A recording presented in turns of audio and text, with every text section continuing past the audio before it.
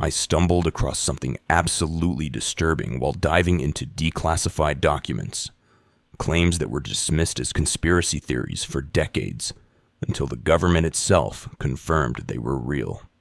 Today, we're walking through the most unhinged sounding theories that turned out to be completely documented fact, and these revelations will make you question everything you thought you knew about what was actually happening behind closed doors.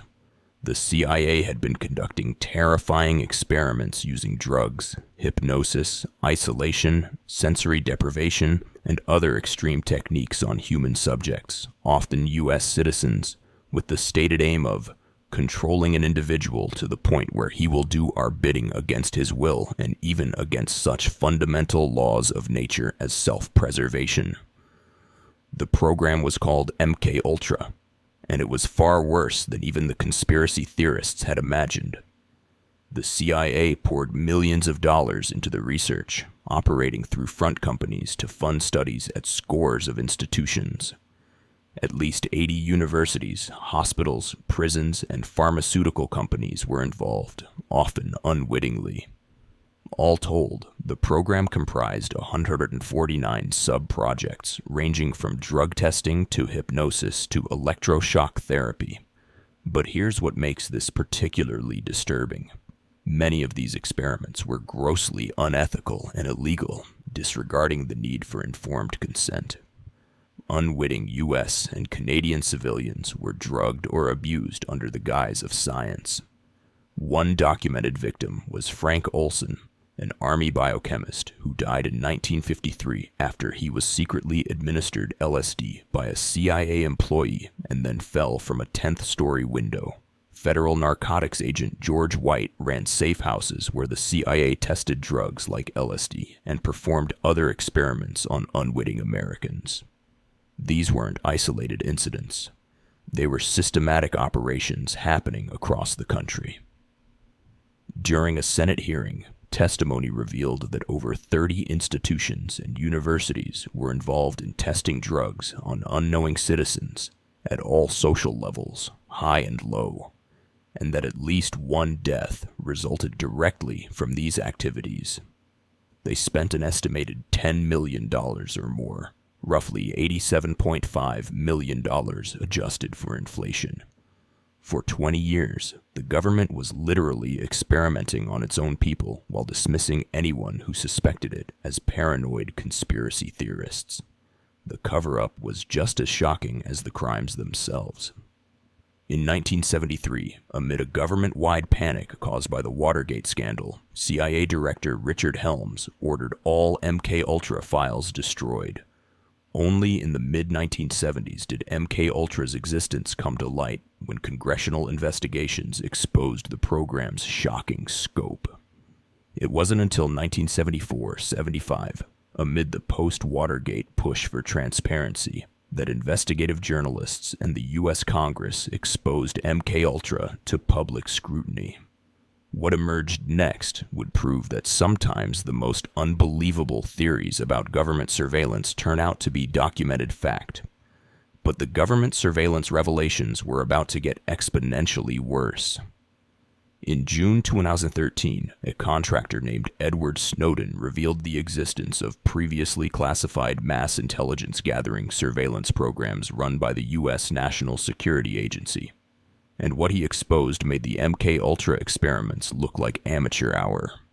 For years, privacy advocates had been labeled as paranoid conspiracy theorists for claiming the government was spying on ordinary Americans through their phones and internet.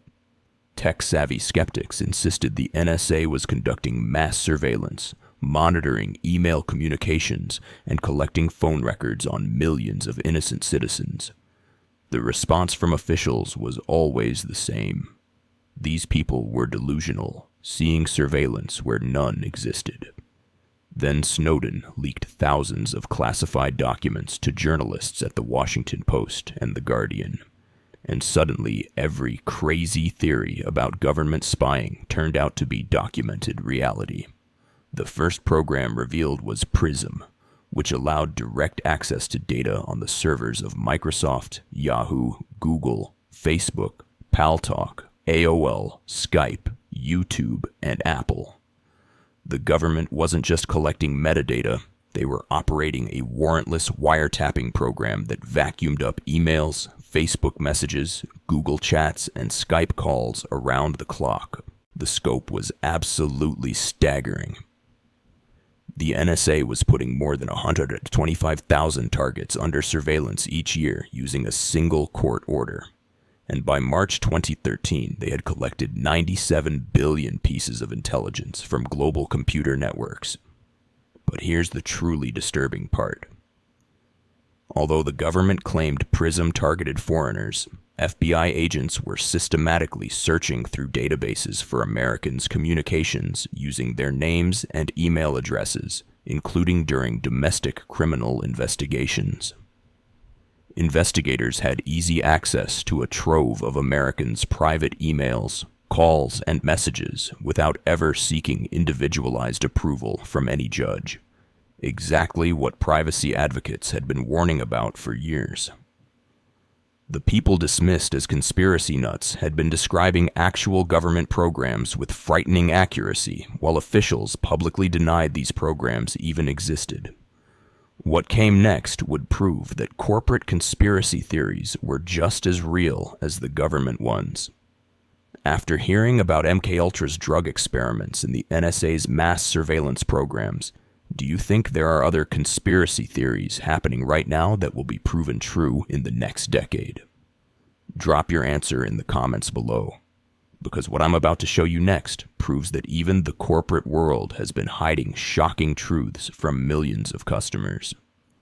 What I discovered next made the government surveillance look like child's play compared to what tech companies were secretly doing to their own users. Facebook admitted in 2014 to manipulating the emotions of 689,003 users without their knowledge or consent. For 1 week in January 2012, Facebook manipulated the extent to which people were exposed to emotional expressions in their newsfeed to test whether they could make users feel more positive or negative emotions. The study split nearly 700,000 unknowing Facebook users into 2 experimental groups and exposed them to negative or positive emotional content to test whether newsfeed posts could spread the relevant emotion. Critics protested that the failure to obtain consent, or even to inform research subjects about the experiment, violated basic research ethics. News feeds were tweaked without warning because Facebook users had agreed to the social giant's general terms of data use, and the checkbox agreement gave permission for this kind of psychological experimentation. Dr. Adam Kramer, who led the study, commented that Facebook data constitutes the largest field study in the history of the world. The conspiracy theorists who claimed tech companies were manipulating users' emotional states for research purposes had been documenting actual corporate behavior all along. But the location tracking conspiracy theories proved even more accurate. Dozens of data brokers collect information about the precise movements of hundreds of millions of people without their knowledge or meaningful consent. Weather apps, navigation apps, coupon apps, and family safety apps often request location access to enable key features. But once an app has location access, it typically has free rein to share that access with just about anyone through software development kits or real-time bidding. From January 2018 to June 2020, MobileWalla collected more than 500 million unique consumer advertising identifiers paired with consumers' precise location data that was not anonymized and could be used to identify individual consumers' mobile devices and the sensitive locations they visited. The company collected location data from women who visited pregnancy centers, which was used to build audience segments targeting pregnant women. In 2024 alone, the Federal Trade Commission brought enforcement actions against Xmode Social and InMarket in January, then widened its net to Gravy Analytics and MobileWalla in December, barring them from selling or disclosing location data on users visiting sensitive areas such as reproductive health clinics or places of worship.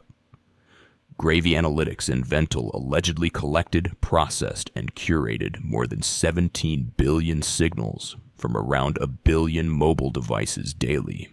The people labeled as conspiracy theorists had been describing a massive surveillance apparatus that was operating exactly as they claimed, while tech companies publicly denied these programs existed or downplayed their scope. What emerges next proves that even the most unbelievable theories about coordinated information manipulation were happening on a scale that would shock the world. For decades, people who claimed the government was hiding evidence of UFOs were dismissed as delusional conspiracy theorists living in fantasy land. The official response was always the same. These sightings were weather balloons, swamp gas, or the overactive imaginations of attention-seeking cranks. Then in 2017, everything changed. The New York Times published authenticated Pentagon UFO videos, and suddenly the conspiracy theorists didn't look so crazy anymore.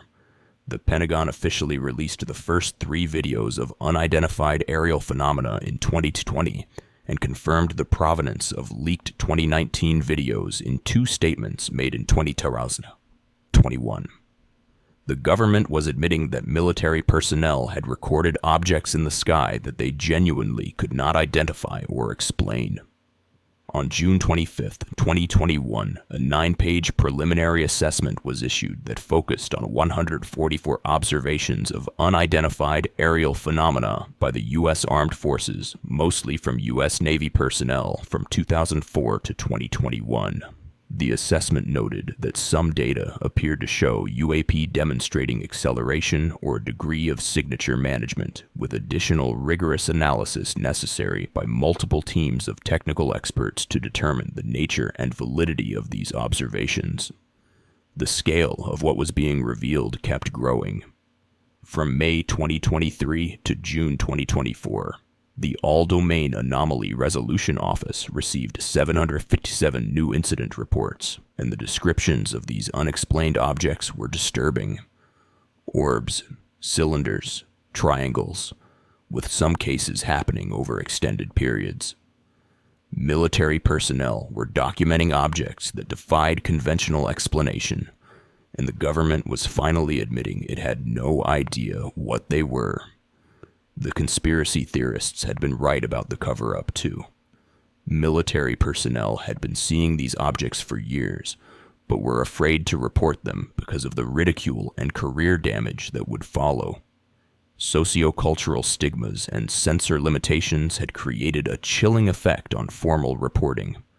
Exactly what UFO researchers had been claiming for decades. Most recently, the Pentagon began releasing never-before-seen files relating to unidentified anomalous phenomena that the government has been holding on to for decades, housed on a dedicated government site with additional files being added on a rolling basis. The files include accounts from people around the country since the 1940s that were submitted to the government, exactly what UFO researchers had been claiming all along. The people who spent years being mocked as conspiracy nuts had been documenting actual government programs and cover-ups with frightening accuracy. This wasn't an isolated case of vindication. The pattern was becoming impossible to ignore. But what I've discovered through these documented cases reveals something far more disturbing than any individual conspiracy. There's a systematic pattern of how institutions use the label itself to suppress legitimate investigation. The term conspiracy theory is itself the subject of a conspiracy theory, which posits that the term was popularized by the CIA in order to discredit conspiratorial believers, particularly critics of the Warren Commission, by making them a target of ridicule. In his 2013 book, Conspiracy Theory in America, the political scientist Lance DeHaven Smith wrote that the term entered everyday language in the United States after 1964, the year in which the Warren Commission published its findings on the assassination of John F. Kennedy, with the New York Times running 5 stories that year using the term. What emerged from declassified documents was exactly what critics had suspected. The strategy did not focus on rebutting evidence. Instead, it recommended discrediting the critics themselves, questioning their motives, mental stability, and credibility, and explicitly encouraged the use of the label conspiracy theorist. The government wasn't just hiding programs. They were weaponizing language to make questioning those programs seem inherently irrational. This wasn't an isolated tactic. Basham and Dentith have claimed that the pejorative meaning of conspiracy theory is routinely abused by politicians and institutions to dismiss unwanted conspiracy allegations. They write, "Much contemporary media, most political leaders, and some social scientists insist that conspiracy theory must mean something automatically false or irrational.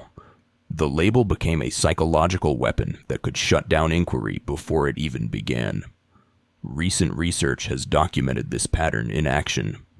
Protective conspiracy framing can be understood as a cognitive and rhetorical overreaction, where labeling an argument as a conspiracy theory may function as a social signal, potentially serving to uphold dominant norms, ideological orthodoxy, or institutional trust. This pattern favors conformity and stability over truth-seeking, especially in high-trust environments where deviation may be seen as destabilizing or dangerous. The implications are chilling.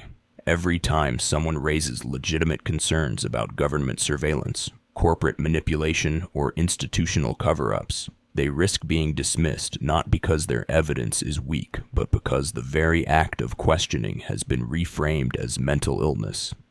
Here, a hypothesis is rejected without falsification because it appears suspicious, unconventional, or politically incorrect. Ironically, such rejection often mirrors the structure of conspiracy belief, attributing hidden, malicious motives or ignorance to opponents without engaging the actual substance of their claims or arguments. Looking back at MKUltra, NSA surveillance, Facebook's emotional manipulation experiments, and the UFO cover-ups, the pattern becomes impossible to ignore. Despite numerous proven instances, human nature often leads individuals to dismiss possibilities until they receive approval from established authorities and are broadcasted by mainstream media. These acknowledged examples highlight the importance of maintaining a healthy skepticism and emphasize the need for transparency and accountability within institutions. The people who were right about these programs weren't delusional. They were systematically discredited by institutions that had everything to lose from public scrutiny. What's most disturbing is realizing how many legitimate concerns we might be dismissing right now simply because they've been labeled conspiracy theories. The government really was experimenting on citizens, tech companies really were manipulating emotions, and the surveillance apparatus really was collecting everything. The question isn't whether conspiracy theories exist. It's whether we've been conditioned to ignore the ones that are actually happening. Subscribe for more investigations into hidden truths, and watch this one next. It goes even deeper.